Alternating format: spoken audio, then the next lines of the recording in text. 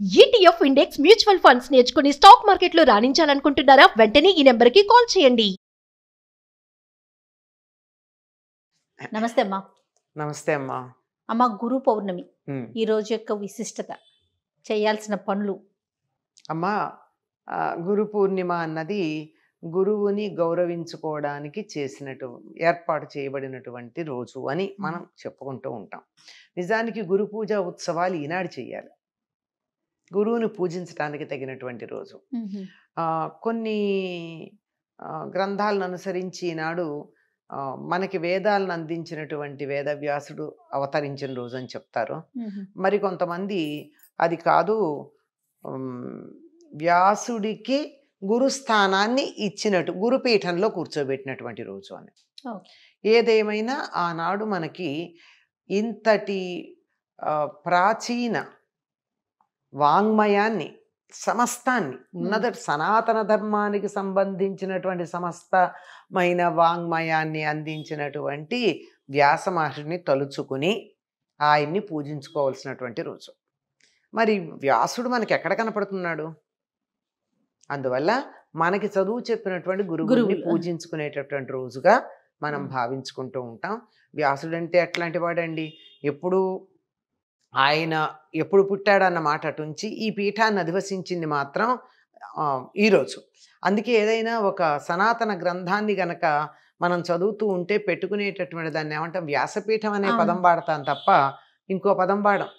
అటువంటి వ్యాస మహర్షి ఎంతటి మహానుభావుడంటే, రాసులు రాసులుగా పోసి ఉన్నటువంటి వేదాలని వేటికవి విడివిడిగా చదువుకోవడానికి వీలుగా ఉండేటట్టుగా విడదీశాడు. అందువల్ల ఆయనకి వ్యాసుడు అని పేరు. వ్యాసుడు అంటే చక్కగా విశ్లేషణ చేసి, ఎనలైజ్ చేసి మనకి ఇచ్చినటువంటి వాడు. ఈయన ప్రతి మహాయుగంలోనూ ద్వాపర యుగం చివర అపాంతరతముడు అనేటటువంటి సాక్షాత్తు విష్ణుమూర్తి అంశతో జన్మించినటువంటి ఆయన అవతరించి, కలియుగంలో మానవులకి తెలివితేటలు తక్కువ గనక వేదం చదువుకుంటే అర్థం కాదు గనక వాళ్ళు చదువుకుంటే అర్థమయ్యేటట్టుగా దానికి వీలుగా ఉండేటట్టు ఎక్కడికెక్కడ విభాగం చేసి ఇవ్వడానికి వస్తాడండి. అన్ని యుగాల్లోనూ, అన్ని మహాయుగాల్లోనూ. ఆ లెక్కన మనకు జరుగుతున్నటువంటిది 28వ మహాయుగం గనక ఈ 28వ మహాయుగంలో అవతరించినటువంటి అపాంతరతముడే ఈ కృష్ణద్వైపాయన వ్యాస మహర్షి. వ్యాసుడు అంటే వేదాలని విభజించి ఇచ్చినటువంటి వాడు అని. ఈయనకి కృష్ణద్వైపాయనుడు అని మాత్రమే పేరు.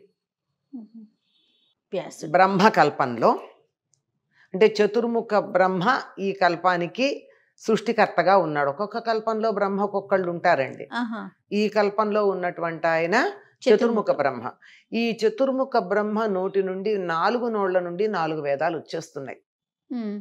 వచ్చేస్తుంటే అలా వెళ్ళిపోతున్నాయి. ఎవరో ఒకళ్ళు వాటిని భద్రపరచాలి కదా. అప్పుడు విష్ణువు సంకల్పం చేసుకున్నాడు. తనలో ఉన్నటువంటి ఒకానొక శక్తి వెలుపలికి వచ్చి అది వాటిని అన్నింటినీ భద్రం చెయ్యాలి అని. గ్రహించలేక 4 ముఖాల్లో ఒకేసారి వస్తున్నాయి, సైమల్టేనియస్గా, సమాంతరంగా. ఈ 4ంటిని కూడా ఒక్కటి కూడా మిస్ కాకుండా 4ంటిని స్వీకరించి భద్రపరచాలి. అంటే ఆ రోజులో రాయడాలు లేవుగా, వినడం మనస్సుల్లో దాచిపెట్టుకోవడమే. అట్లా వచ్చినటువంటి ఆ శక్తికి అపాంతరతముడు అని పేరు. తాను చెప్పినటువంటి పని ఏదైతే ఉందో, ఎందుకోసం ఆయన అవతరించవలసి వచ్చిందో ఆ పని ఎప్పుడైతే సమర్థవంతంగా నిర్వర్తించాడో విష్ణుమూర్తి ఆయన పట్ల చాలా ప్రీతుడయ్యాడు. ఆయన్ని సాక్షాత్తు నా అంతటి వాడివన్నాడు.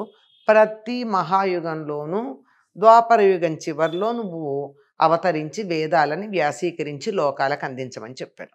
అసలు వేదం అంటే ఏమిటి? విత్ అంటే తెలుసుకొనుట, జ్ఞానము అని అర్థం. వేదం అంటే టు బి నోన్, ఏది తెలుసుకోవాలో అది వేదం. తెలుసుకొనదగినది, తెలుసుకొనవలసినది అని అర్థం. అటువంటి వేదం ఎక్కడుంది అంటే అనేక మంది మహర్షులు తమ జీవితాలంతా కూడా తపస్సులు చేసి చేసి చేసి తత్ఫలితంగా తాము దర్శించినటువంటి సత్యాలని అలా పోగులు పోగులుగా పోశారు. ఎంతమంది, ఒకళ్ళు కాదు. ఇప్పుడు వేదంలో ఎక్కడ చూసినా ఫలానా ఋషి అని చెప్పబడి ఉంటుంది ప్రతిదానికి. అంటే ఆయన ఋషి అంటే చూసినవాడు, దర్శించినవాడని అర్థం. మనం మామూలు కళ్ళతో చూడలేనటువంటి సత్యాన్ని అంతర్నేత్రంతో, అంటే మనకి పదార్థంగా కనపడే దాని వెనకాల ఉన్న యథార్థాన్ని చూడగలిగినటువంటి వాడు ఋషి. ఓకే. అటువంటి ఋషులు ఎన్నో సత్యాలను దర్శించి తాము దర్శించినటువంటి దానిని, అయ్యో మేము ఈ జీవితం అంతా కష్టపడ్డాం కదా, లోకంలో మానవులందరూ అంత కష్టపడలేరు కదా, వాళ్ళకు కూడా ఇది అందాలి అని చెప్పి వాటిని అందిస్తే ఆ వచ్చినటువంటివి రాసులు రాసులుగా ఉన్నాయి. ఎలా చదువుకుంటారండి కుప్పలు కుప్పలుగా ఉంటే? అందుకని వ్యాసుడు అలసుల్మంద ప్రజ్ఞులు అల్పతరాయువులు ఉగ్రరోగ సంకలితులు కలియుగంబున మానవుల్ సత్కర్మంబులెవ్వియు చెయ్యజాలరు అని బాధపడ్డాడు పాపం. కలియుగంలో ఉండేటటువంటి మనుషులు బద్ధకస్తులు, కొంచెం తెలివి తక్కువ వాళ్ళు. 2 ఏళ్ళు ఎంత అంటే ఉండు అని క్యాలిక్యులేటర్ తీసుకుంటారు. అల్పతరాయువులు, చాలా తక్కువ ఆయుర్దాయం, 120 ఏళ్ళు బతకడం ఎక్కడుంది మనకి. అల్పతరాయువులు, ఉగ్రరోగ సంకలితులు, ఎప్పుడు ఏ భయంకర రోగం వస్తుందో మందులకు అందంది తెలియదు కలియుగంలో. పోనీ మంచి పనులు చేస్తారని సత్కర్మం బులెవ్వియు చెయ్యజాలరు, ఏం చేయరు. మరి అట్లాంటి వాళ్ళకి ఎలాగ ఇంత చదువుకోవడం కష్టం కదా.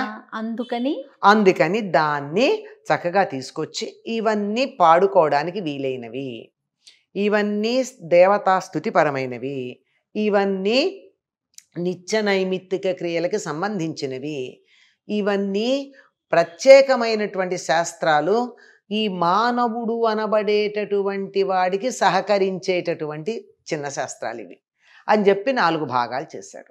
పాడుకోదగిన వాటిని సామవేదము అన్నారు. దేవతాస్తుతి పరంగా ఉండేటటువంటి ఋగ్వేదం. నిత్య నైమిత్తిక క్రియలకు సంబంధించినటువంటి ఈ రోజుల్లో వేరే ఉన్నాయి కానీ ఆ రోజుల్లో ఏముంది, యజ్ఞమే ఉంది కనుక దానికి సంబంధించింది యజుర్వేదం. వీటన్నింటికి సహకరించే ప్రత్యేకమైన చిన్న చిన్నవి అంటే మైనర్ సైన్సెస్ అని చెప్తారు, అవన్నీ అథర్వణ వేదం. అందుకని ఇలా 4గా విభజించి ఇలా రాసులు చేశాడు. ఇదిగో ఇది ఇది ఇది ఇది ఇలా అయినా కానీ చదువుకోవడం ఎట్లా కుదురుతుంది? అందుకని ఈ చేసినటువంటి దాన్ని మళ్ళీ ఒక క్రమంలో పెట్టాలి. ఏ క్రమంలో పెడితే చదువుకోవడానికి వీలవుతుందో ఆ క్రమంలో 4ని పెట్టాడు. అందుకని ఆయనకి వ్యాసుడు అని పేరు. ఇంత చేశాక ఇంత బాగా చెప్తే కూడా బాబు మేమింత అక్కడ చదువుతామంటారు. అందులో ఉన్న సారాన్ని గురించి తెలియచెప్పడానికి వీలుగా ఒక కథ చెబితే, సత్యం వద అంటే మనకు అర్థం కానప్పుడు సత్యం వద అంటే ఏమిటో, అది ఎందుకు నిజం చెప్పాలో అంతకుముందు జరిగిన ఒక కథను ఉదాహరణగా తీసుకుని చెప్పాడు. అది హరిశ్చంద్రుడి కథ లాంటిది. ఇట్లా ఒక్కొక్క ఆదేశాలు నిర్దేశాలు ఏవైతే ఉన్నాయో వాటిని నిరూపించటానికి అంతకుముందు జరిగినటువంటి కథల్ని చెప్పినవి పురాణాలు. 18 పురాణాలు చెప్పాడు. వేదమేమో రాజులాగా శాసిస్తుంది, సత్యం వద అందంతే, నువ్వు నిజం చెప్పాలి అందంతే. పురాణాలు స్నేహితుడిలాగా భుజం తట్టి నిజం చెప్పరా మంచి జరుగుతుంది అని చెప్పాయి, దానివల్ల మంచి ఉంది అని. అందువల్ల పురాణాలు మిత్రుడిలాగా చెప్తాయిట. సరే, కావ్యాల దగ్గరికి వస్తే ప్రియురాలులాగా చెప్తాయిట. చాలా ఆకర్షణీయంగా అలా లాలించి మెత్తగా మృదువుగా. కనుక ఇలా పురాణాలు 18 చెప్పాడు. 18 ఉపపురాణాలు చెప్పాడు. అవన్నీ ఎప్పుడో జరిగిన కథలు. హరిశ్చంద్రుడి కథ ఇప్పటిదా, మాకెందుకు, మేము చూసామా పెట్టామా నువ్వు కల్పించావు అనేవాళ్ళు ఉండరా? ఉంటారు కదా. ఈ కాలంలో 100కి 90 మంది అంటే ఆ కాలంలో 100కి ఒక్కడన్నా ఉండేవాడు. అది అట్లాంటి వాడు కూడా చెడిపోవడం మనకి ఇష్టం లేదు. మన ఋషులకి వాడు కూడా బాగుపడాలి. అందుకని ఏం చేశాడు, ఎప్పటిదో మీరు నమ్మరు కదా, సమకాలికంగా జరిగిన చరిత్రను చెప్తానయ్యా అని చెప్పి భారతం చెప్పాడు. మనం భారతం అంటున్నాం. ఆయన పెట్టినటువంటి పేరు జయము. ధర్మానికి జయం లభిస్తుంది అని చెప్పి సమకాలిక చరిత్రను తీసుకుని చెప్పాడు. వేదంలో చెప్పబడినటువంటి విషయాలు ఏవైతే ఉన్నాయో అవే ప్రతిపాదించే కథలన్నీ, ఇతివృత్తాలన్నీ భారతంలో ఉంటాయి మనకి. అది చరిత్ర జరిగింది. దాన్ని గురించి మనం అపోహపడడానికి వీల్లేదు, అవకాశం లేదు. అసత్యం కూడా కాదు. ఓకే. ఇదంతా అయ్యాక ఇంకా ఆయనకి దిగులేసిందిట. ఏమిటంటే వంట అంతా అయింది కానీ ఉప్పు లేదు అందులో. ఓ. ఉప్పు ఉంటే కదా నాలుకకి రుచి తెలిసేది.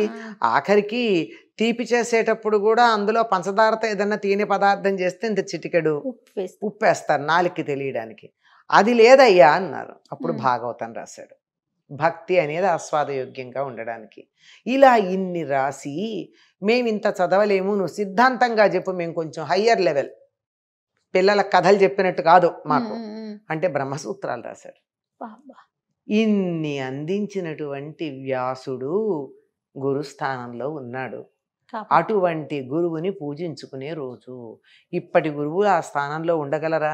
ఆయనే తనలాగా తర్వాత వాళ్ళు ఉండలేరని ఒక్కొక్కళ్ళకి అప్పచెప్పాడు. జైమిని, పైలుడు, సుమంతుడు, వైశంపాయనుడు అందరికీ తొలక భాగం అప్పచెప్పి మీరంతా దీన్ని కొనసాగించండి అని చెప్పాడు. ఆ తర్వాత వాళ్ళు అంత స్థాయి తమ శిష్యులకు లేదని దాన్ని మళ్ళీ 3-4 చెరో భాగం అప్పచెప్పారు. అట్లా రాగా రాగా ఏదో ఇంత అంతో వాళ్ళ దగ్గర వీళ్ళ దగ్గర కొంచెం ఉంది కనుక ఎవరి దగ్గర జ్ఞానం ఉంటే వాళ్ళందరూ వ్యాసుని అంశ కలిగిన వారు అని వారిని పూజించుకోదగినటువంటి రోజు, పూజించుకోవలసినటువంటి రోజు గురు పూర్ణిమమ్మ. సో గురువుకి ప్రత్యేకమైన స్థానం ఉందమ్మా కదమ్మా, గౌరవించాల్సిన రోజు. తప్పనిసరిగా ఉంది. గుకారో స్కంధకార రకారత్త నిరోధక అని.